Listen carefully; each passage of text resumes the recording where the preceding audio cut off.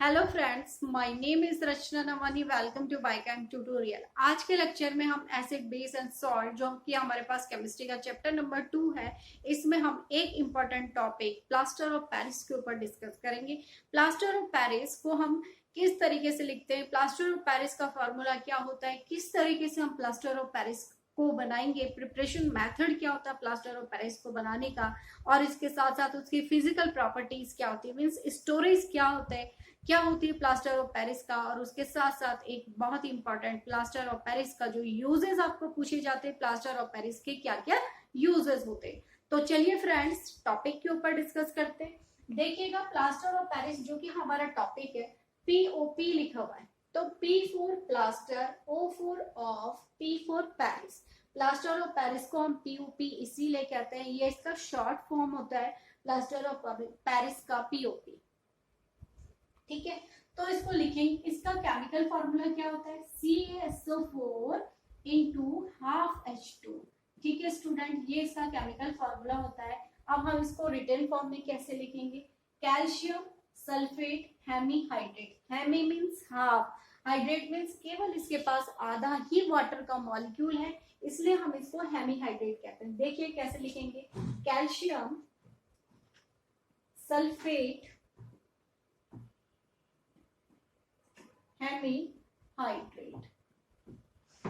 ठीक है, this is chemical name and this is chemical formula. ये हमें प्लास्टर ऑफ पेरिस को हम पीओपी भी कहते हैं। ये इसका केमिकल फॉर्मूला हो गया, ये इसका केमिकल नेम हो गया। अब हम फॉर्मूला हो गया हमारे पास, अब हम प्रिपरेशन मेथड पढ़ेंगे। ठीक है, अब हम प्लास्टर ऑफ पेरिस का प्रिपरेशन मेथड पढ़ेंगे। क्या इसका प्रिपरेशन मेथड क्या होता है। ठीक है student, preparation method plaster of Paris को किस तरीके से हम बना सकते हैं। अब हम जिप्सम से प्लास्टर ऑफ पेरिस बनाएंगे। ध्यान दीजिएगा, हम जिप्सम, कभी आपने सुना है कि जिप्सम का हम यूज करते हैं, सीमेंट में भी जिप्सम होता है, तो जिप्सम यहीं पर भी होता है। जिप्सम जब सीमेंट के साथ हम मिलाते हैं, जो प्लास्टर ऑफ पेरिस होता है उसको हम जिप्सम से बनाते हैं। ये मैं आपको बताना चाह रही थी कि जिप्सम क्या होता है। जिप्सम हमारे पास सीमेंट में भी मिला होता है, प्लास्टर ऑफ पेरिस को भी हम जिप्सम से बनाते हैं। जिप्सम क्या होता है, सीमेंट को कड़ा करने के लिए मिलाते हैं। कड़ा मीन्स हार्ड करने के लिए। जब हम सीमेंट में जिप्सम मिलाते हैं तो इससे उसमें मजबूती आती है। ठीक है, तो जिप्सम का फॉर्मूला होता है, जिप्सम से preparation method, prepared from,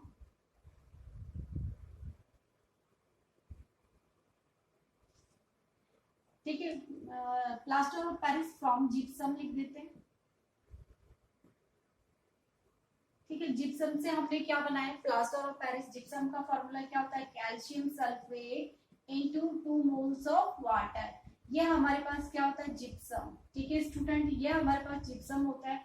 gypsum को अगर हम हीट करते हैं, ठीक है, जिप्सम को अगर हम हीट करते हैं, ठीक है, और स्पेसिफिक टेम्परेचर पर हमने जिप्सम को अगर हमने हीट करा, तो हीट करने पर जिप्सम का जो ये वाटर का मॉलिक्यूल इसके साथ जुड़ा हुआ है वो टूट जाएगा। तो टूट जाएगा तो क्या बनाएगा, कैल्शियम सल्फेट और हेमीहाइड्रेट। ठीक है, फर्स्ट प्लस क्या बचा, ये वाटर का दूसरा मॉलिक्यूल बच गया। तो इस तरीके से हमारे पास क्या बन जाता है यहाँ पर, पीओपी। ठीक है, प्लास्टर ऑफ पेरिस। अब आपने कितना इंपॉर्टेंट था, कितनी इजी रिएक्शन थी। प्लास्टर ऑफ पेरिस को आप किस तरीके से बनाते हो, प्लास्टर ऑफ पेरिस को हम जिप्सम से बनाते हैं। जिप्सम क्या होता है, gypsum CaSO4 into 2 moles of water होता है। जब हम इसको हीट करते हैं, गर्म करते हैं, तो गर्म करने पर ये टूटता है, वाटर के मॉलिक्यूल बाहर निकल जाएंगे, लेकिन calcium sulphate hemihydrate half moles of water इसके साथ जुड़ा हुआ है, बाकी इधर अदर निकल जाएगा, तो इसको हम प्लास्टर ऑफ पेरिस कहते हैं। इस तरीके से हमारे पास क्या बनता है, इस तरीके से हमारे पास जिप्सम से हम प्लास्टर ऑफ पेरिस तैयार कर सकते हैं। अगर ये हमारे पास रिएक्शन है, नेक्स्ट ये हमने प्लास्टर ऑफ पेरिस को बना दिया, लेकिन अब हमने क्या क्या पढ़ा, इसका थर्ड इंपॉर्टेंट पॉइंट, प्रॉपर्टी। अभी मैंने आपको बताया कि प्लास्टर ऑफ पेरिस को अगर हम प्लास्टर ऑफ पेरिस को हम ऐसे ही खुला नहीं रख सकते। अगर कभी भी प्लास्टर ऑफ पेरिस हो चाहे आपका सीमेंट हो, अगर आपने इसमें मॉइस्चर लग गया या अगर इसमें वाटर मिल जाता है तो ये बहुत हार्ड हो जाता है। तो इसलिए हम इसको, ये सॉलिड फॉर्म में कन्वर्ट हो जाता है, इसलिए हम कभी भी इसको खुला नहीं छोड़ते हैं, ठीक है। तो इसको स्टोरेज करने के लिए हम मॉइस्चर प्रूफ कंटेनरों में रखते हैं, ठीक है, प्लास्टर ऑफ पेरिस को भी और सीमेंट को भी। अगर इसमें इसने वाटर को एब्जॉर्व कर लिया, तो एब्जॉर्व करने के बाद क्या होता है, तो ये हार्ड हो जाता है, इसलिए हम इसको मॉइस्चर प्रूफ कंटेनर में रखते हैं, ठीक है स्टूडेंट। तो ये तो इसकी प्रॉपर्टी में आ गई कि हम इसका स्टोरेज कैसे करेंगे, मॉइस्चर प्रूफ कंटेनर में करेंगे। जैसे कि अपने घरों में भी हम क्या लगाते हैं, पीओपी लगाते हैं। पीओपी आपका घर में जब पीओपी लगती है, ठीक है, घर की वॉल को स्मूथ करने के लिए, या आप अपनी दीवारों पे लगाते हैं, तो आपका जो पीओपी लगाने वाला होगा, ठीक है, वो उतना ही मिक्स करता है जितनी उसकी रिक्वायरमेंट हो। अगर उसने ज्यादा मिक्स कर दिया और उसकी उतनी रिक्वायरमेंट नहीं होगी, तो वो आपका खराब हो जाएगा, ठीक है। अब हम इसके यूजेस में पढ़ेंगे कि हमें प्लास्टर ऑफ पेरिस का यूज कहाँ कहाँ होता है। सबसे important use plaster of Paris का यूज हम हॉस्पिटल में करते हैं। क्यों हम प्लास्टर ऑफ पेरिस को हॉस्पिटल में यूज करने के लिए ले जा रहे हैं, इंपॉर्टेंट यूज है। प्लास्टर ऑफ पेरिस का यूज हम हॉस्पिटल में करते हैं। क्यों करते हैं, कोई भी किसी भी व्यक्ति की जब कोई भी बोन फ्रैक्चर्ड हो जाती है, हाथ की हो, पैर की हो, कहीं पर की, ठीक है, जब बोन फ्रैक्चर्ड हो जाती है, तो उसको प्रॉपर शेप में लाने के लिए, ठीक है, हम प्लास्टर ऑफ पेरिस का यूज करते हैं। सपोज हाथ की क्या हो गई, एक बोन फ्रैक्चर हो गई, तो इसके बाहर हम क्या लगाएंगे, एक पट्टी लगाएंगे, ठीक है, उसके ऊपर प्लास्टर ऑफ पेरिस, फिर थोड़ा सा उसे मॉइस्ट करेंगे, पानी के साथ उसको मिक्स करेंगे। जैसे ही उस पर पानी पड़ेगा या पानी के साथ वो मिक्स होगा, थोड़ा हार्ड बनता जाएगा, ठीक है, तो हार्ड बनता जाएगा, प्लास्टर ऑफ पेरिस हार्ड होता चले जाएगा, तो वो जमता चला जाएगा। फिर हम पट्टी लगाएंगे, फिर प्लास्टर ऑफ पेरिस लगाएंगे। इससे क्या होगा, हमारी हाथ की या पैर की जो बोन फ्रैक्चर बोन है, वो फिक्स पोजीशन में रहेगी, उसमें कोई हिलाव डुलाव नहीं होगा। तो उसकी पोजीशन को फिक्स करने के लिए, उसको उसकी सही जगह पे लाने के लिए, फ्रैक्चर्ड बोन को हम प्लास्टर ऑफ पेरिस का यूज करते हैं, ठीक है स्टूडेंट। दूसरा इंपॉर्टेंट यूज, हम इसका यूज कहाँ करते हैं,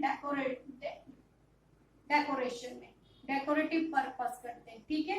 डेकोरेशन में कैसे, आप कई बार आपके पास दीपावली के त्योहार आते हैं या कोई भी त्योहार आते हैं, आप छोटे छोटे जो आपके पास टॉयज होते हैं या मूर्तियां होती हैं, तो मोस्टली बहुत सारे कलर करके इनके ऊपर मूर्तियां, या आपने पैरेट, इस तरीके से छोटे छोटे टॉयज इस तरीके से प्लास्टर ऑफ पेरिस से बनाए जाते हैं। उनको कलरफुल बनाया जाता है, अट्रैक्टिव बनाया जाता है, ताकि वो आसानी से बेच सके इनको। तो प्लास्टर ऑफ पेरिस से डेकोरेटिव पर्पस के बहुत सारे आइटम बनाए जाते हैं, वो आसानी से, ताकि मार्केट में आए और आप उनको खरीदे, ठीक है। तो ये डेकोरेटिव जितने भी हमारे पास आइटम्स होते हैं या मूर्तियां होती है, प्लास्टर ऑफ पेरिस से ही बनाई जाती है। और प्लास्टर ऑफ पेरिस का एक और इम्पोर्टेंट यूज है, प्लास्टर ऑफ पेरिस से हम चीप ऑर्नामेंट बनाते हैं। चीप मीन्स जो काफी सस्ते होते हैं, जैसे नाटकों में यूज करने वाले जो लोग होते हैं, सस्ते सस्ते ज्वेलरी बनाते हैं उनके, वो प्लास्टर ऑफ पेरिस से ही बनाते हैं, ठीक है।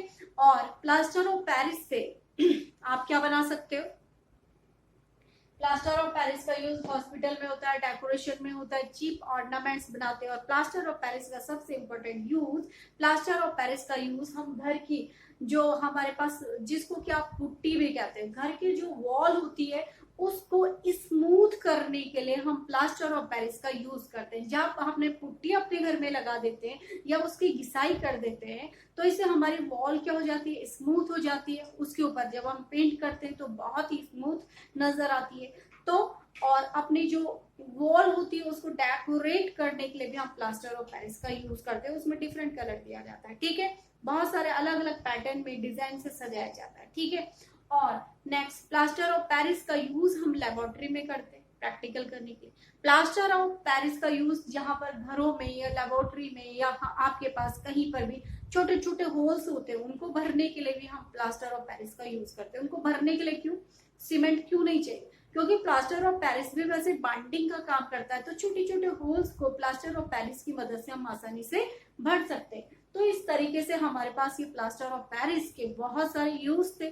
प्लास्टर ऑफ पेरिस का हमने डिटेल स्टडी कर ली। प्लास्टर ऑफ पेरिस का फॉर्मूला क्या होता है, प्लास्टर ऑफ पेरिस को किस तरीके से लिखते हैं, प्लास्टर ऑफ पेरिस का प्रिपरेशन मेथड क्या होता है, जिप्सम से हम प्लास्टर ऑफ पेरिस बनाएंगे, जिप्सम को हीट करेंगे तो प्लास्टर ऑफ पेरिस बन जाता है, प्लास्टर ऑफ पेरिस को वाटर के साथ ऐड करेंगे तो जिप्सम बन जाता है।